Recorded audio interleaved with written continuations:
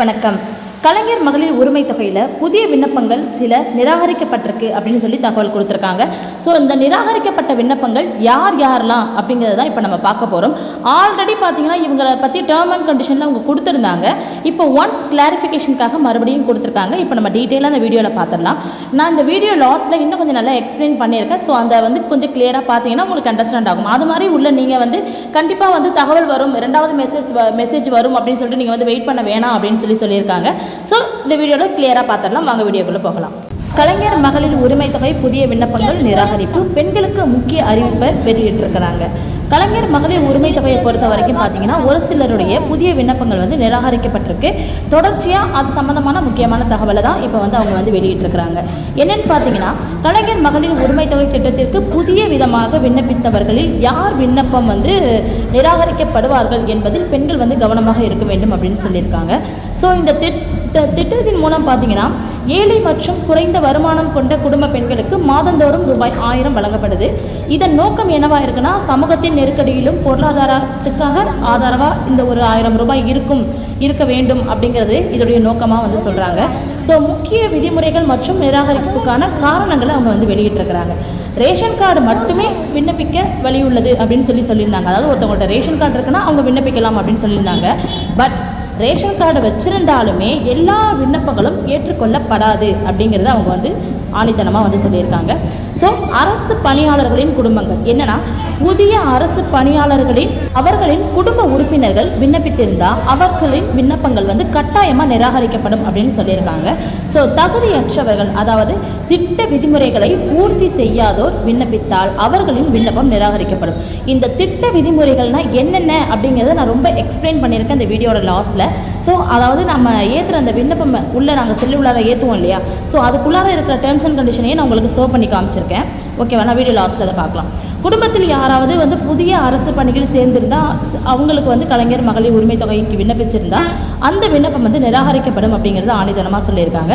So எனவே பார்த்தீங்கன்னா பெண்கள் அப்டேட்டுக்காக காத்திருக்க வேண்டாம் அப்படின்றாங்க. அதாவது ஒரு ஃபேமிலிக்குள்ளே கவர்மெண்ட் எம்ப்ளாயி இருக்காங்க அப்படின்னா அந்த பெண்கள் அப்டேட்டுக்காகவோ இல்லை செகண்டாக ஒரு SMS வரும் அப்படிங்கிறதுக்காக நீங்கள் வெயிட் பண்ண வேணாங்கிற மாதிரி சொல்லியிருக்காங்க. மேலும் தகுதி இல்லாதோர் ஏற்கனவே தொகையை பெற்றிருப்பது உங்களுக்கு தெரிஞ்சிருந்து நீங்கள் கலைஞர் மகளிர் உரிமை தொகை ஆன்லைன் மூலமாக பெற்றுட்டு இருக்காங்க அப்படின்னா நீங்கள் புகார் பதிவு செய்யலாம்ங்கிறாங்க. அதாவது ஒருத்தவங்க தகுதி இல்லாமல் ஒரு 1000 பணம் வாங்கிட்டு இருக்காங்க அப்படின்னா நீங்கள் புகார் அளிக்கலாம் அப்படிங்கிற மாதிரி சொல்லியிருக்கிறாங்க. ஸோ இந்த அறிவிப்பு பெண்களுடைய பெண்கள் திட்டத்தை பயன்படுத்தும் போது தவறான எதிர்பார்ப்புகளை தவிர்க்க உதவும் அப்படின்னு சொல்லிட்டு ஒரு முக்கிய தகவலாக இருக்கும் அப்படின்னு எதிர்பார்க்கப்படுது. ஸோ உங்களுக்கு தெரிஞ்சு யாராவது நீங்கள் புகார் அளிக்கக்கூடிய பர்சன்ஸ் இருக்காங்க, யாராவது உங்களுக்கு தவறான முறையில் 1000 ரூபாய் வாங்கிட்டு இருக்காங்க, அவங்க அன்எலிஜிபிள் பர்சன் அப்படின்னு நீங்கள் நினச்சிங்கன்னா கண்டிப்பாக அவங்க மேலே நீங்கள் புகார் பண்ணலாம் அப்படிங்கிற மாதிரி கவர்மெண்ட் தரப்புலேருந்து சொல்லியிருக்காங்க. ஸோ இந்த முறை யாரெல்லாம் நிராகரிக்கப்படுவாங்க, ஏன்னா போன தர சொன்ன முடிவை 2023 அவங்க கொடுத்ததை விட இப்போ நிறைய விஷயங்கள் தளர்வு பண்ணி கொடுத்துருக்குறாங்க. முன்னால் ஒரு குடும்பத்தில் OAP ஒரு பர்சன் வாங்குறாங்க அப்படின்னா அவங்களுக்கு கண்டிப்பாக 1000 ரூபாய் கிடையாது. ஆனால் இப்போ எல்லாமே தளர்வு பண்ணி மாமியாரோ இல்லது அவங்களுடைய தாயோ யாரோ ஒருத்தவங்க 1000 ரூபாய் வாங்குறாங்க அப்படின்னா கண்டிப்பாக அவங்களுடைய மருமகளோ அல்லது மகளோ இதுக்கு எலிஜிபிள், 21 வயசு நிறைஞ்சிருந்தால் எலிஜிபிள் அப்படின்னு சொல்லியிருக்காங்க இல்லையா, அதை பற்றி தான் சொல்லியிருக்காங்க. நான் சொன்னேன் இல்லை, அது இதுதான். ஏன்னா நீங்கள் ஃபார்ம் கொடுத்ததுக்கு அப்புறமா பார்த்தீங்கன்னா இதுக்குள்ளே தான் உங்கள் ஃபார்முடைய டீட்டெயில்ஸ்லாம் அவங்க உள்ளே என்ட்ரு பண்ணுவாங்க. இதில் பார்த்தீங்கன்னா சொத்து விவரங்கள் அது மாதிரிலாம் கொடுத்துருப்பாங்க. உங்களுக்கு சொந்த வீடு இருக்கான்னு சொல்லி கேட்டிருப்பாங்க. அப்படி இருந்திருந்தால் அது அரசு திட்டத்தின் கீழ் தான் நீங்கள் கட்டியிருக்கீங்களா அப்படிங்கிற மாதிரி இன்னொரு கொஷின் கேட்டிருப்பாங்க. இதே கொஷின் அந்த ஃபார்ம்லேயுமே இருக்கும். ஓகேவா, அதுக்கப்புறம் பார்த்தீங்கன்னா நில உடைமை விவரங்கள் கேட்டிருப்பாங்க.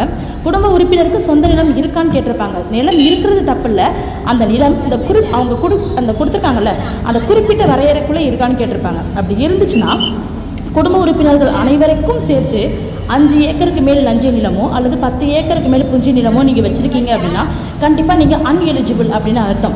ஒருவேளை இந்த கட்டத்துக்கு உள்ள நீங்கள் அமௌண்ட்டு உங்களுடைய நில அதாவது 5 ஏக்கருக்கு உள்ளேயோ அல்லது 10 ஏக்கருக்கு உள்ளேயோ நீங்கள் புஞ்சி நிலம் வச்சுருக்கீங்க அப்படின்னா கண்டிப்பாக உங்களுக்கு 1000 ரூபாய்க்கு கண்டிப்பாக கிரெடிட் ஆகும். சப்போஸ் இதை தாண்டி நீங்கள் உங்கள்கிட்ட நிலம் இருக்குது அப்படின்னா உங்களுக்கு கிரெடிட் ஆகாது, நிராகரிக்கப்பட்டது விண்ணப்பம் அப்படின்னு சொல்லியிருக்காங்க. ஸோ அதே போல் பார்த்தீங்கன்னா உங்கள் குடும்ப உறுப்பினர் யாருக்கிட்டையாவது காரோ அல்லது ஜீப்போ அல்லது 4 சக்கர வாகனம் அது மாதிரி ஏதாவது வச்சுருக்காங்க அப்படின்னா அவங்களுக்கு கண்டிப்பாக வராது அப்படின்னு சொல்லியிருக்காங்க. சப்போஸ் இந்த 4 சக்கர வாகனம் நம்ம அரசு திட்ட மானியத்தின் மூலம் அவங்க அதை வாங்கியிருக்காங்க அப்படின்னா கண்டிப்பாக அவங்க எலிஜிபிள் பர்சனாக இருப்பாங்க அப்படிங்கிற மாதிரியும் அவங்க சொல்லியிருக்கிறாங்க. ஸோ இந்த விஷயத்தை தான் லாஸ்ட்டில் பார்த்தீங்கன்னா கண்டினியூஸாக வந்து கொடுத்துருப்பாங்க. நான் அதையும் எக்ஸ்பிளைன் பண்ணி காட்டுறேன். ஏன்னா இதில் ஒரு கிளாரிட்டி கிடைக்குங்கிறதுனால தான் இப்போ நான் எக்ஸ்பிளைன் பண்ணி காட்டுறேன்.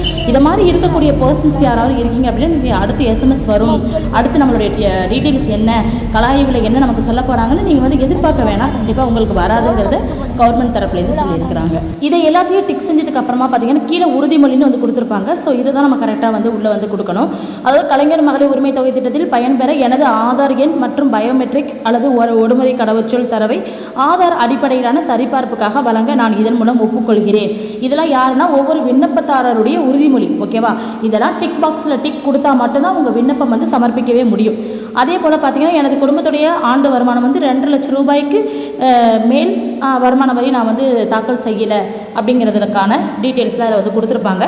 ஸோ இதெல்லாம் கரெக்டாக இருக்குது அப்படிங்கிற பட்சத்தில் உங்கள் விண்ணப்பத்தை 1க்கு 2 முறை தீர ஆராய்ச்சி அதுக்கப்புறம் ஓகேனா மட்டும்தான் உங்களுக்கு வந்து கொடுப்பாங்க.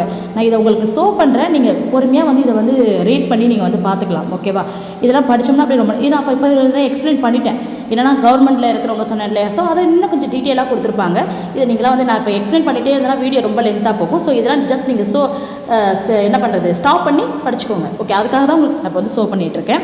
அதே போல் ஊராட்சி மன்ற உறுப்பினராக இருந்தாங்கன்னா அவங்களுக்கு கண்டிப்பாக வந்து கிடையாது. அது மாதிரி நிறைய விஷயங்கள் சொல்லியிருப்பாங்க. இது வந்து 4 சக்கர வாகனங்கள், கார், ஜீப்பு, டிராக்டர் அது மாதிரி வச்சுக்கிறவங்களுக்கு சொல்லியிருப்பாங்க.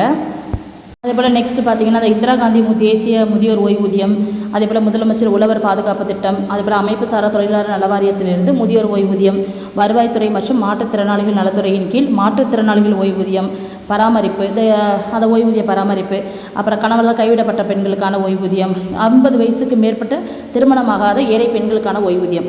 இதெல்லாம் வந்து அந்த பயனாளி பெறக்கூடாது, விண்ணப்பத்தாரர் இதெல்லாம் பெறக்கூடாது. அந்த குடும்பத்தில் ஒரு பர்சன் யாராவது வாங்குறாங்கன்னா ஒன்றும் பிரச்சனை இல்லை. அவங்க இல்லாமல் வேற ஒரு ஆள் 21 வயசு நிரம்பியிருக்காங்கிற பட்சத்தில் அவங்க அப்ளை பண்ணலாம். ஓகேவா?